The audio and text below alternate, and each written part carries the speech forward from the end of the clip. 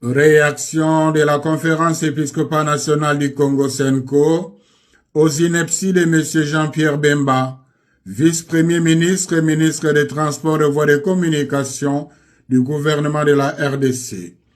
La Senko a suivi avec grande consternation, mais sans réelle surprise, les inepties de M. Jean-Pierre Bemba sur les ondes de la radio Top Congo en date du 9 juin 2025. Ici est de noter que, depuis la période électorale de 2023 jusqu'à ce jour, M. Jean-Pierre Bemba s'est attribué un rôle extrêmement dangereux, celui de proférer avec une légèreté déconcertante des allégations récurrentes, gratuites et infondées contre la Senko. Il multiplie des déclarations qui portent atteinte à la réputation de la Senko et risquent de compromettre le climat de confiance nécessaire à la cohésion nationale et au bien vivre ensemble dont le pays a tant besoin.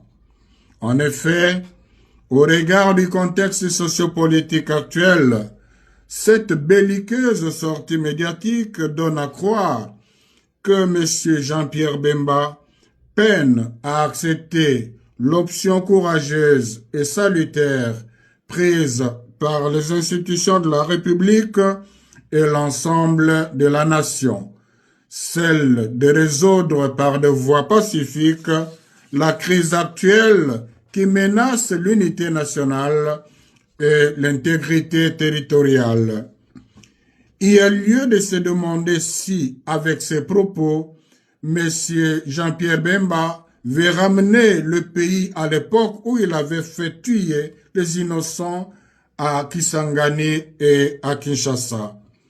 Fidèle à sa mission prophétique, l'Église catholique tient à son engagement à promouvoir et à défendre la paix dans notre pays. Il est donc inacceptable qu'un homme public mis par des considérations personnelles et une animosité manifeste envers ses concitoyens s'autorise à défier la raison, le bon sens et le respect dû aux institutions. Par ailleurs, il est étonnant que malgré la gravité des propos tenus par M. Jean-Pierre Bemba, il n'y ait aucune réaction des institutions de la République et de sa hiérarchie. Normalement, le procureur général près la Cour de cassation ainsi que l'Assemblée nationale devraient se saisir d'office de ce dossier pour faire toute la lumière sur les différentes allégations et en tirer les conséquences de droit. La Senko exhorte les fidèles catholiques à prier pour les concernés afin que l'esprit de paix descende sur lui et le détourne de la violence dont il fait la promotion.